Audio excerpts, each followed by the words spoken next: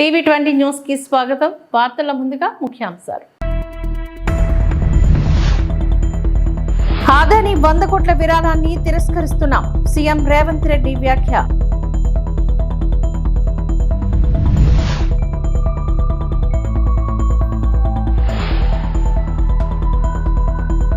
ఏపీలో పర్యాటక అభివృద్ధికి అద్భుతమైన అవకాశాలు ఉన్నాయి. పవన్ కళ్యాణ్ హితవు.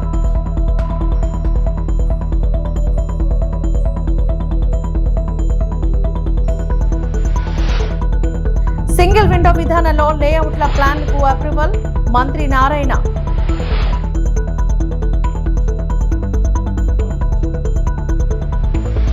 ఆదాని గ్రూప్ పై లంచాల విమర్శన నేపథ్యంలో తెలంగాణ ప్రభుత్వం కీలక నిర్ణయం తీసుకుంది. తెలంగాణ ప్రభుత్వం ప్రతిష్టాత్మకంగా ప్రారంభించిన యంగ్ ఇండియా స్కిల్స్ యూనివర్సిటీకి ఇటీవల ఆదాని గ్రూప్ ప్రకటించిన 100 కోట్ల విరాళాన్ని స్వీకరించరాదని నిర్ణయించింది. ఈ విషయాన్ని తెలంగాణ సీఎం రేవంత్ రెడ్డి మీడియా సమావేశంలో వెల్లడించారు. ఆ గ్రూప్ పైన విమర్శల దృష్ట్యా ఆదాని ఫౌండేషన్ నుంచి విరాళాన్ని తీసుకోవడం లేదని స్పష్టం చేశారు. ఈ మేరకు ఆ ఆదాని గ్రూప్ నకు లేఖ పంపినట్లుగా సీఎం వెల్లడించారు. వ్యాప్తంగా దుమారం, వివాదం, వాదనలు, ప్రతివాదనలు, ఆరోపణలు, ప్రత్యారోపణలు జరుగుతూ ఉన్నాయి. దానికి Gautam Adani group of companies కేంద్ర బిందువుగా ఈ చర్చలు కొనసాగుతున్నాయి. మహారాష్ట్ర ఎన్నికల సందర్భంగా పాత్రికేయ మిత్రులు శ్రీ రాహుల్ గాంధీ గారి పత్రికా సమావేశంలో అదానీ గారి నుండి తెలంగాణ రాష్ట్ర ప్రభుత్వం, ఆ రాష్ట్ర ముఖ్యమంత్రి రేవంత్ రెడ్డి గారు నిధులను స్వీకరించారు కదా, కాంగ్రెస్ పార్టీ ఏ విధంగా అదానీ గారి తప్పులను ప్రశ్నిస్తారు అని చెప్పి పాత్రికేయ మిత్రులు ప్రస్తావించడం జరిగింది. రాహుల్ గాంధీ గారు కూడా విస్పష్టంగా ఒక అంశాన్ని ప్రస్తావించారు. అంబానీ కావచ్చు, టాటా కావచ్చు, బిర్లా కావచ్చు, ఈ దేశంలో ఉండే ఏ సంస్థలకైనా రాజ్యాంగబద్ధమైన రక్షణ ఉంటుంది, వాళ్ళు పెట్టుబడులు పెట్టడానికి అవకాశం ఉంటుందని రాహుల్ గాంధీ గారు వివరించడం జరిగింది. ప్రతిష్టాత్మకంగా తెలంగాణ రాష్ట్ర ప్రభుత్వం భావించి ప్రారంభించిన యంగ్ ఇండియా స్కిల్స్ యూనివర్సిటీకి కార్పస్ ఫండ్ కింద రాష్ట్ర ప్రభుత్వం నిధుల స్వీకరణ కోసం చేస్తున్న ప్రయత్నంలో భాగంగా చాలా సంస్థలు ముందుకొచ్చి రాష్ట్ర ప్రభుత్వం ప్రారంభించిన ప్రతిష్టాత్మకమైన యంగ్ ఇండియా స్కిల్స్ యూనివర్సిటీకి నిధులను ఇవ్వడం జరిగింది. దాంట్లో భాగంగానే అదానీ సంస్థ కూడా 100 కోట్ల రూపాయలను కార్పొరేట్ సోషల్ రెస్పాన్సిబిలిటీ కింద తెలంగాణ రాష్ట్ర ప్రభుత్వం ప్రారంభించిన యంగ్ ఇండియా స్కిల్స్ యూనివర్సిటీకి ఇస్తాము అని చెప్పి ఆమోద లేఖ ఇవ్వడం జరిగింది.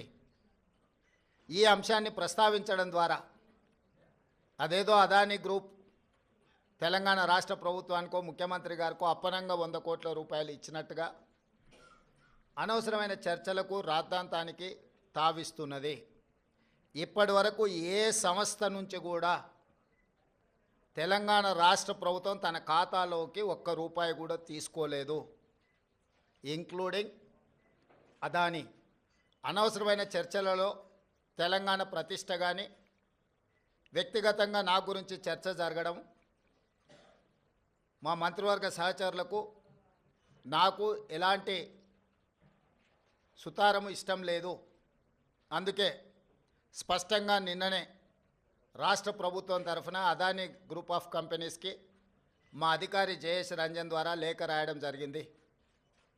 జరుగుతున్న వివాదాలు, ఆరోపణలు, రకరకాల పరిస్థితుల వల్ల తెలంగాణ రాష్ట్ర ప్రభుత్వం మీరు ముందుకు వచ్చి ఉదారంగా తెలంగాణ యంగ్ ఇండియా స్కిల్స్ యూనివర్సిటీకి ఇస్తాన్న 100 కోట్ల రూపాయలను తెలంగాణ రాష్ట్ర ప్రభుత్వము స్వీకరించడానికి సిద్ధంగా లేదు.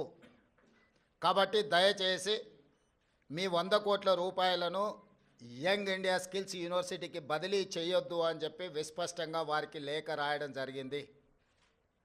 ఈ పత్రికా సమావేశం ద్వారా పక్క రాష్ట్రాలు, పక్క దేశాలలో అదానీ గ్రూప్ ఆఫ్ కంపెనీస్ మీద జరుగుతున్న వివాదానికి తెలంగాణ రాష్ట్ర ప్రభుత్వానికి ఎలాంటి సంబంధం లేదు. ఒక గొప్ప ఉద్దేశంతో లక్షలాది తెలంగాణ నిరుద్యోగ యువకులకు సాంకేతిక నైపుణ్యాన్ని నేర్పించడం ద్వారా ప్రపంచంతో పోటీ పడాలన్న ఆలోచనతోని యంగ్ ఇండియా స్కిల్స్ యూనివర్సిటీని ప్రారంభించినము. ఒక సదుద్దేశంతో ఒక గొప్ప ఆలోచనతో ప్రారంభించిన యూనివర్సిటీ వివాదాలకు లోను కావడం నా మంత్రివర్గ సహచరులకు నాకు తెలంగాణ రాష్ట్ర ప్రభుత్వానికి ఇష్టం లేదు. అందుకే తెలంగాణ రాష్ట్ర ప్రభుత్వము అదానీ సంస్థ నుంచి 100 కోట్ల రూపాయలను స్వీకరించకూడదు అని నిర్ణయం తీసుకున్నది. ఈ విషయాన్ని మీడియా మిత్రుల ద్వారా సమాజానికి మేము చెప్పదలుచుకున్నాము. అనవసరమైన వివాదాలలో మా రాష్ట్ర ప్రభుత్వాన్ని మమ్మల్ని లాగొద్దు అని చెప్పి మీడియా మిత్రులందరికీ కూడా నేను సూచన చేస్తున్నా. రాజకీయ పార్టీలకు కూడా నేను సలహా ఇవ్వదలుచుకున్నా. రాష్ట్ర ప్రభుత్వ ప్రయోజనాల కోసం తీసుకున్న నిధులను కూడా రాజకీయ కోణంలో ఆరోపణలు చేయడం ద్వారా నిరుద్యోగ యువకులకు నష్టపరిచే విధంగా వ్యవహరించే వాళ్లకు ఆంధ్రప్రదేశ్ పర్యాటక రంగం అభివృద్ధికి అద్భుతమైన అవకాశాలు ఉన్నాయి అని డిప్యూటీ సీఎం పవన్ కళ్యాణ్ అన్నారు. టూరిజం వల్ల అనేక దేశాలు అభివృద్ధి చెందాయని చెప్పారు. ఈ నేపథ్యంలో రాష్ట్రంలో పర్యాటక అభివృద్ధికి ప్రత్యేక ప్రణాళిక రూపొందించుతున్నట్లుగా పవన్ తెలిపారు. వారసత్వ ప్రాంతాలను గుర్తించి కాపాడేలా చర్యలు తీసుకుంటున్నట్లు చెప్పారు. Temple, eco, adventure, heritage tourism అభివృద్ధికి కార్యాచరణపై పవన్ కళ్యాణ్ సమీక్షించారు. దేవాదాయ, పర్యాటక, రోడ్లు, భవనాల శాఖల మంత్రులు, ఉన్నతాధికారులు ఈ సమీక్షలోని పాల్గొన్నారు.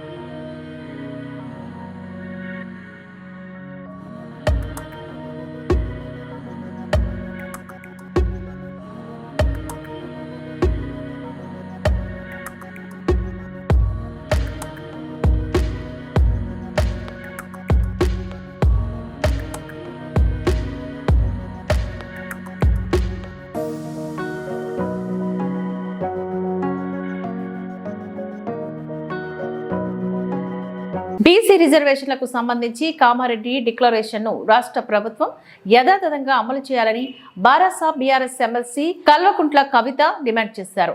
ఇప్పటికే అనేక బీసీ సంఘాలు, మేధావులు ఇచ్చిన సూచనలు అమలుకు నోచుకోలేదని ఆరోపించారు. హైదరాబాద్లోని డెడికేటెడ్ కమిషన్ చైర్మన్ భూసాని వెంకటేశ్వరరావుకు ఆమె వినతి పత్రాన్ని అందజేశారు. అనంతరం కవిత మీడియాతో మాట్లాడారు. 2021లో సుప్రీంకోర్టులో బాజాబ్తా భారతీయ జనతా పార్టీ వేసినటువంటి ఒక అఫిడవిట్ నేను ఇవాళ మీ అందరి దృష్టికి కూడా తీసుకొస్తా ఉన్నాను. కులగణన చేపట్టము అని చెప్పి సుప్రీంకోర్టుకి డైరెక్ట్గా చెప్పినటువంటి సందర్భాన్ని కూడా హైలైటెడ్ పోర్షన్లో మేము చూపిస్తూ ఉన్నాం. సుప్రీంకోర్ట్ ఆఫ్ ఇండియా ముందు భారతీయ జనతా పార్టీ కులగణనలో మేము జనగణనలో మేము కులగణన చేయము, కాస్ట్ సెన్సెస్ చేయము అని చెప్పి ఖరాఖండిగా చెప్పినటువంటి party Bharatiya Janata party. Bharatiya Janata party డిఎన్ఏలోనే బీసీలకు, ఎస్సీలకు, ఎస్టీలకు ఒక వ్యతిరేకత నింపుకొని ఉండేటటువంటి పార్టీ ఆ పార్టీ. అటువంటి పార్టీలను, అటువంటి నాయకులను నిలదీసి మన హక్కుల్ని సాధించుకునేటటువంటి ప్రయత్నం చేయాలి. మీకు తెలుసు, ఇక్కడ కాంగ్రెస్ ప్రభుత్వం ఏర్పడేటటువంటి సందర్భంలో కామారెడ్డి డిక్లరేషన్లో బీసీల కోసం మేము చాలా న్యాయం చేస్తామని చెప్పి 42% రాజకీయంగా రిజర్వేషన్లు ఇస్తాము, 20,000 కోట్లు సాలీనా పెట్టి 1,00,000 కోట్లు 5 ఏళ్లలో ఇస్తామని చెప్పి పెద్ద పెద్ద మాటలు చెప్పడం జరిగింది. మరి ఇవాళ కాంగ్రెస్ పార్టీ ఇచ్చినటువంటి ఆ కామారెడ్డి డిక్లరేషన్ని యథాతథంగా అమలు చేయాలని కూడా మేము కోరుతా ఉన్నాం. మేము ఈ ప్రభుత్వాన్ని ప్రశ్నిస్తూ ఉన్నాం. మీరు అధికారంలోకి వచ్చే కన్నా ముందే మీరు చెప్పినటువంటి 2 సుప్రీంకోర్టు తీర్పులు వచ్చి ఉన్నాయి. ఆ 2 సుప్రీంకోర్టు తీర్పులలో కూడా డెడికేటెడ్ కమిషన్ వేస్తేనే బీసీ కులగణన సాధ్యమవుతుందని చెప్పి ఉన్నారు. అయినప్పటికీ 11 నెలలు మేమందరం ఉద్యమం చేసేదాకా మీరు డెడికేటెడ్ కమిషన్ వేయలేదు. ఇవాళ డెడికేటెడ్ కమిషన్ వేస్తే వాళ్ళ కూర్చుందామంటే కుర్చీ లేదు, రాసుకుందామంటే పెన్ను లేదు.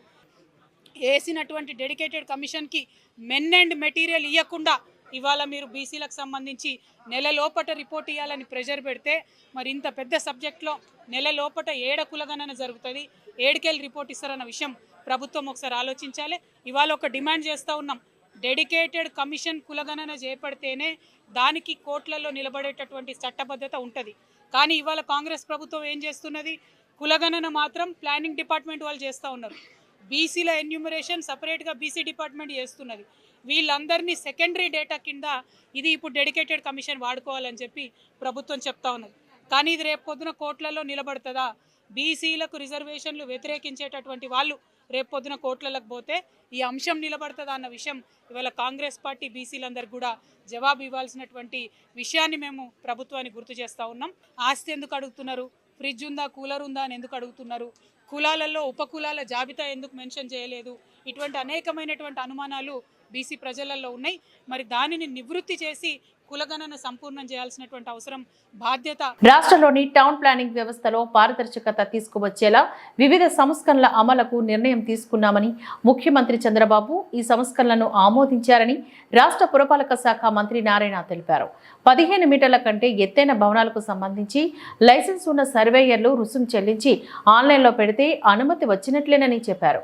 ఆన్లైన్లో అప్లోడ్ చేసిన పాన్లోని ఎక్కడైనా అవకతవకలు ఉన్నట్లు తేలితే సదరు సర్వేయర్ లైసెన్స్ రద్దుతో పాటు క్రిమినల్ కేసులు పెట్టేలా చట్ట సవరణలు చేస్తున్నామని అన్నారు. ఈ విధానం హర్యానా, ఢిల్లీ, గుజరాత్, కర్ణాటక రాష్ట్రాల్లో అమలు చేస్తున్నట్లుగా చెప్పారు. పురపాలక శాఖలో టౌన్ ప్లానింగ్ అంశాలపై సీఎం చంద్రబాబు అధ్యక్షతన జరిగిన సమీక్షలో తీసుకున్న నిర్ణయాలను మంత్రి నారాయణ వివరించారు. రెగ్యులర్గా ఫౌండేషన్ వేసిన తర్వాత ఆ ఫౌండేషన్ యొక్క ఫోటోలతో మళ్ళీ మున్సిపల్ శాఖకి సబ్మిట్ చేయాలి. టౌన్ ప్లానింగ్ వాళ్ళు ఎవరు లైసెన్స్డ్ సర్వేయర్స్ వాళ్ళే సబ్మిట్ చేయాలి. అందులో డీవియేషన్ ఏదైనా కానీ వస్తే కన్స్ట్రక్షన్లో ఆ లైసెన్స్డ్ సర్వేయర్ యొక్క లైసెన్స్ పర్మనెంట్గా క్యాన్సిల్ చేస్తారు, క్రిమినల్ కేసులు పెడతారు. ఈ 2 క్లాజెస్తో 15 మీటర్లు అంటే దాదాపు 5 అంతస్తులు కట్టుకునే అపార్ట్మెంట్ వాళ్ళందరికీ కూడా ఇబ్బంది లేకుండా చేసేదానికి యాక్చువల్గా ఈరోజు ముఖ్యమంత్రి గారు దాన్ని అనుమతి ఇచ్చాడు. ఇది కొన్ని రాష్ట్రాల్లో ఉంది, హర్యానా, ఢిల్లీ, గుజరాత్, ఈ రాష్ట్రాల్లో 15 మీటర్లు ఉంది. ఒరిస్సా, మహారాష్ట్రలో 10 మీటర్స్ ఉంది, కర్ణాటకలో ఇలాంటి ప్రొవిజన్. సో మనం కూడా 15 మీటర్ల వరకు ఇవ్వడం జరిగింది. ఇది మేజర్. దీనివల్ల దాదాపు 95% ఆఫ్ ది హౌసెస్ కట్టుకునే వాళ్ళకి ఆఫీసుల చుట్టూ తిరగకుండా, మున్సిపల్ ఆఫీస్ చుట్టూ తిరగకుండా వాళ్ళ లైసెన్స్డ్ సర్వేయర్స్ ప్లాన్ని డిజైన్ చేసి స్టాంప్ వేసి ఆన్లైన్లో కానీ ఇన్పుట్ చేస్తే దట్ ఈస్ సఫిషియంట్. అలాంటి మేజర్ డెసిషన్ ఒకటి ఈరోజు తీసుకోవడం జరిగింది. రెండవది, ఇన్ని రోజులు ఒక ప్లాన్ అప్లై చేయాలంటే వాళ్ళు రెవెన్యూ డిపార్ట్మెంట్ ఇది పోయి నాలా సర్టిఫికేట్ తెచ్చుకోవాలి. ఒక లేఅవుట్ అంటే అనేసి తెచ్చుకోవాలి. దానికి ఒక 15 రోజుల నుంచి నిలబడుతుంది. తర్వాత రిజిస్ట్రేషన్ డిపార్ట్మెంట్కి పోయి టీడీఆర్ వాటికంటే ఆ వాల్యూ ఎంత ఉందో తెలుసుకోవాల్సి వస్తుంది. దానికి కొద్ది రోజులు పడుతుంది. ఈసీలు తెచ్చుకోవడానికి వాళ్ళ చుట్టూ తిరగాల్సి వస్తుంది. అది 15 రోజుల నుంచి నిలబడుతుంది. ఎయిర్పోర్ట్ అథారిటీ ఉంటే హై రైజ్ దగ్గరలో ఎయిర్పోర్ట్ ఉండి హై రైజ్ కట్టాలంటే అక్కడి నుంచి పర్మిషన్కి వాళ్ళ దగ్గర తిరగాల్సి వస్తుంది. ఫైర్ డిపార్ట్మెంట్ మళ్ళీ ఫైర్ డిపార్ట్మెంట్ దగ్గర పర్మిషన్ తెచ్చుకోవడానికి ఒక 1 నెల రోజులు పడుతుంది, 1-2 నెలలు. మైనింగ్ డిపార్ట్మెంట్ దగ్గర పర్మిషన్ తెచ్చుకోవాలా. రైల్వేస్ దగ్గర ఉంటే రైల్వే వాళ్ళ దగ్గర తీసుకోవాలి, రైల్వే ట్రాక్స్ దగ్గర ఉంటాయి. ఇరిగేషన్ కెనాల్స్ పెద్దవి ఉంటే పక్కన తెచ్చుకోవాలి. ఇట్లా డిఫరెంట్ డిపార్ట్మెంట్స్ తెచ్చి వాళ్ళు సబ్మిట్ చేయడానికి దాదాపు 3 నెలల నుంచి సంవత్సరం పడుతుంది. ఇవన్నీ తగ్గించడానికి single window, speed of doing బిజినెస్లో సింగిల్ విండో కింద ఆ డిపార్ట్మెంట్ అందరితో మాట్లాడాం. 6 నెలల కూటమి పాలనలో విద్యా వ్యవస్థ సర్వనాశనమైందని వైఎస్ఆర్సీపీ అధికార ప్రతినిధి మాజీ ఎమ్మెల్సీ జూపుడు ప్రభాకర్ రావు ధ్వజమెత్తారు. రాష్ట్రంలోని బడి లేదు, విద్యార్థులకు భవిష్యత్తు లేదు అని అన్నారు. వైఎస్ఆర్సీపీ కేంద్ర కార్యాలయంలో పార్టీ విద్యార్థి విభాగం అధ్యక్షుడు రవిచంద్రతో కలిసి అధికార ప్రతినిధి మాజీ ఎమ్మెల్సీ జూపుడు ప్రభాకర్ రావు మీడియాతో మాట్లాడారు. రాష్ట్రమంతా ఎడారిగా మారిపోతున్నది. ఈ రాష్ట్రాన్ని ఒక దిశ వైపు నడిపించాలంటే ఈ రాష్ట్రంలో ప్రధానంగా విద్యను కానీ రైతులను కానీ బాగా చూసుకోవాలంటే ఖచ్చితంగా ప్రభుత్వం మారాల్సిన అవసరం ఉంది. ఈ ప్రభుత్వం పట్టించుకోవట్లేదని అప్పటి నాయకుడిగా ఉన్నటువంటి రాజశేఖర రెడ్డి గారు పాదయాత్ర రాష్ట్రం అంతా కంబైన్డ్ రాష్ట్రం చేసిన విధానం మీకు తెలుసు. తద్వారా ఏర్పడినటువంటి ప్రజలు ఎన్నుకున్నటువంటి ముఖ్యమంత్రిగా వచ్చినటువంటి రాజశేఖర రెడ్డి గారు ఆయన మొట్టమొదటి సంతకం రైతులకి ఉచిత కరెంటు మీదే కాకుండా రెండవ సంతకంగా ఈ రాష్ట్రంలో విద్యార్థులు చదువుకు దూరం అయిపోతూ ఉన్నారు. రైతన్నలుగా పేదలుగా ఉన్నటువంటి వాళ్ళ పిల్లల్ని వాళ్ళు చదివించలేక ఫీజులు కట్టలేక బడుల్లో ఉండాల్సిన పిల్లలు పొలాల్లో ఉండటమో లేకపోతే హోటల్లో ఉండటమో పనులు చేసుకుంటూ లేదా కార్ఖానాల్లో కూలీలకు వెళ్ళడం ఈ విధంగా ఉండటం సరైన పద్ధతి కాదని విద్యకి ప్రాధాన్యతనిస్తూ ఈ దేశంలో మొట్టమొదటిసారిగా ఫీజు రిమెంబర్స్మెంట్ అనే ఒక స్కీమ్ని భారతదేశం మొత్తానికి పరిచయం చేసినటువంటి ఒక ముఖ్యమంత్రిగా రాజశేఖర రెడ్డి గారి చరిత్రలో మిగిలిపోతాడు. ఇది బ్యాక్గ్రౌండ్ మాత్రమే. ఆయన పాలనలో ఏర్పడినటువంటి అనేకమైన విద్యా సంస్థలు, లెక్కలేనన్ని ఇంజనీరింగ్ కాలేజెస్, లెక్కలేనన్ని technical colleges, medical colleges, ITI colleges, వాటితో పాటు మిగతా కోర్సెస్ మొత్తం మీద వచ్చినటువంటి ఒక విద్యా విప్లవం ప్రారంభమైంది ఆ రోజు. తద్వారా అతి తక్కువ కాలంలోనే రాజశేఖర రెడ్డి గారి ద్వారా ఏర్పడినటువంటి విద్యార్థులు మొత్తం ప్రపంచవ్యాప్తంగా ఐటీ విప్లవం ఒకటి వస్తే ఆ ఐటీ విప్లవం ద్వారా ప్రపంచవ్యాప్తంగా ఆంధ్రప్రదేశ్కి సంబంధించినటువంటి విద్యార్థులు ఆ ఐటీలో భాగమై ఎక్కడో విలేజ్లో మారుమూల ప్రాంతాల్లో ఉన్న వాళ్ళు కూడా రష్యా, చైనా, జర్మనీ, అదేవిధంగా అమెరికా, ఈ విధంగా అభివృద్ధి చెందిన దేశాల మొత్తంలో ఐటీ ఉద్యోగులుగా మారినటువంటి విధానం తెలుసు. దాని కొనసాగింపు రాజశేఖర రెడ్డి గారి మరణానంతరం తన కుమార్తెను 2 మనవళ్లను కిడ్నాప్ చేసిన యూట్యూబర్ పై చర్యలు తీసుకోండి.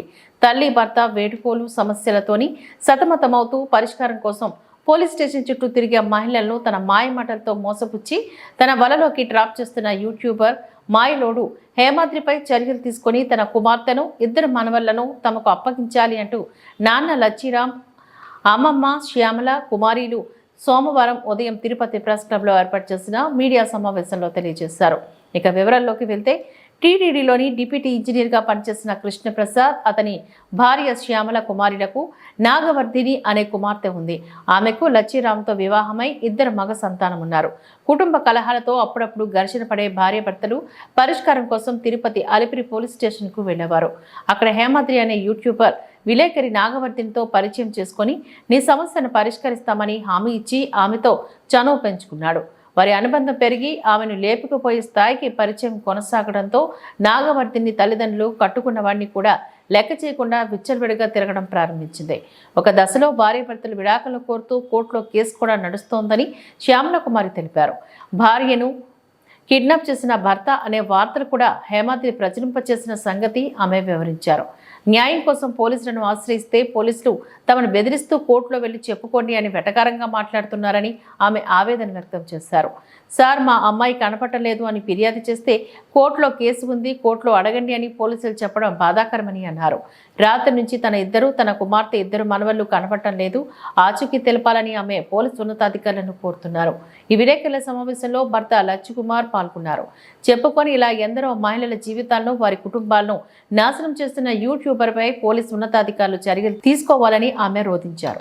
నిన్న నేను రాగానే వాళ్ళు ఇంట్లో అమ్మాయి ఉంది, వాళ్ళేదో తల్లిదండ్రులు ఏదో మాట్లాడుతూ ఉంటే నన్ను హెరాస్ చేస్తున్నాడు అది ఇది అని చెప్పి ఆ యూట్యూబ్ ఆయనే మొత్తం క్రియేట్ చేసి మొత్తం ఫోన్లో ఆ అమ్మాయితో చాటింగ్ చేస్తూ ఇంట్లో ఉన్న వాళ్ళని నన్ను కిడ్నాప్ చేశారని చెప్పి అతనే మొత్తం క్రియేట్ చేసి పోలీసు వాళ్ళని అది ఇది అని పంపించి ఇంటిపైకి పిల్లల్ని ఎక్కడికో తీసుకొని వెళ్ళిపోయారు. ఆ పోలీసు వాళ్ళు మీరు కిడ్నాప్ చేశారు కదా అని చెప్పి యూట్యూబ్ ఛానల్ మొత్తం దాంట్లో కిడ్నాప్ చేసిన మాజీ భర్త అమ్మ వాళ్ళ అత్తతో అక్రమ సంబంధం పెట్టుకోవడానికి క్రియేట్ చేసి ఆ అమ్మాయికి అంతా మెసేజ్ పెట్టి మళ్ళీ యూట్యూబ్ ఛానల్లో అన్నీ క్రియేట్ చేసి మళ్ళీ పోలీసు వాళ్ళకి సమాచారం ఇచ్చి మా పిల్లల్ని వాళ్ళ దగ్గర చేర్చాడు. ఇప్పుడు ఆ పిల్లల్ని తీసుకుని ఆడికి వెళ్ళిపోయింది. రాత్రి నుంచి కనబడట్లే అమ్మాయి. కంప్లైంట్ ఇస్తే మళ్ళీ మీరు కోర్టులో పెట్టుకోండి, కోర్టులో అది ఇది అను. సరే నేను కోర్టులో పెట్టుకోగలుగుతా, నేను కోర్టులో నడుస్తా. తల్లిదండ్రుల సంరక్షణలో ఉండాలి కదా ఆడబిడ్డ వాళ్ళ దగ్గరే ఉంటుంది ఇన్ని రోజులుగా. పిల్లలు వాళ్ళ దగ్గరే ఉండాలి, నా దగ్గరే ఉండమనట్లా. నేను వాళ్ళ సంరక్షణలో ఉన్నప్పుడు అమ్మాయి ఇచ్చలవిడిగా నేను బయట స్వేచ్ఛగా తిరుగుతాను అది ఇది అని చెప్తే ఎట్లా? ఆ క్వార్టర్స్లో వాళ్ళు ఉండేది.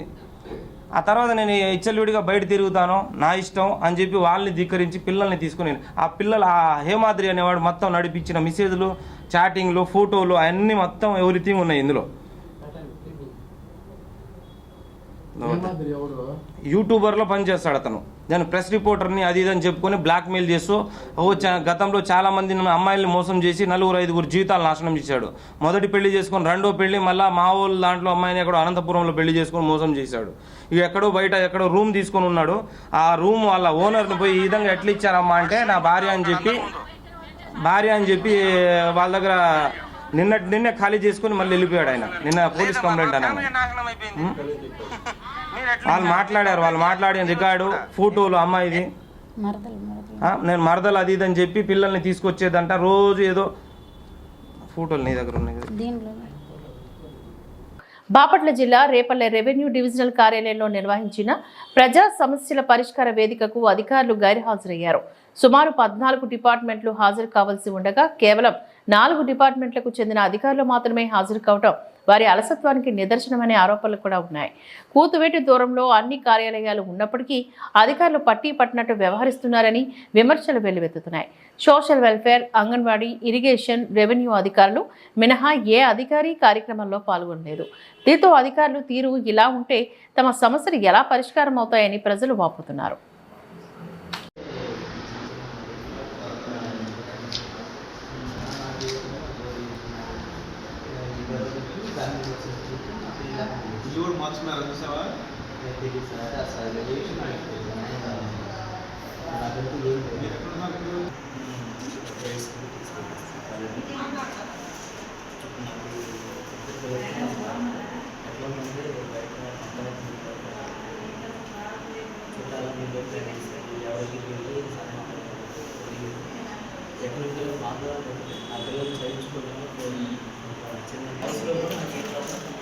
అది అవసరం లేని తర్వాత అది మీకు చెందిందా మీ చెల్లెలు చెందిందా అనేది వాళ్ళు ప్రైవేట్ వ్యవహారం. అసలు మీ ఫ్యామిలీ మెంబర్స్ అయితే నేను లేకుండా ఇప్పించారని మెయిన్ అంతే కదా. ఫేక్ ఫ్యామిలీ మెంబర్ సర్టిఫికేట్ లెక్క అంతే కదా. అంతే కదా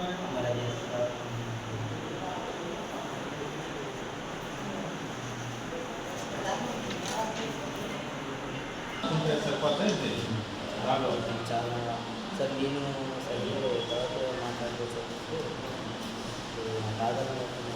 ఈ సొంత చెల్లెలేగా అక్కడైనా సొంతైనా మీరు నాన్నకి మీ నలుగురు పుట్టినోళ్ళు తెచ్చుకోవటాలని అబ్బాయి ఏమైనా ఉన్నాయా? మీరు అలా ఏం కాదు కదా. కొన్ని కేసులు అలా ఉంటాయి కదా. అలా ఏం లేదు కదా. సరే ఫ్యామిలీ కావాలి అమ్మాయి అలా ఉన్నాయి. ఆన్లైన్ చేస్తుంది టీచర్స్ అనేది పాస్ అవుతారు. రామనగర్కి మీకు సీట్ ఇస్తారు. ఈ వార్తలు ఇంతటితో సమాప్తం. నమస్కారం.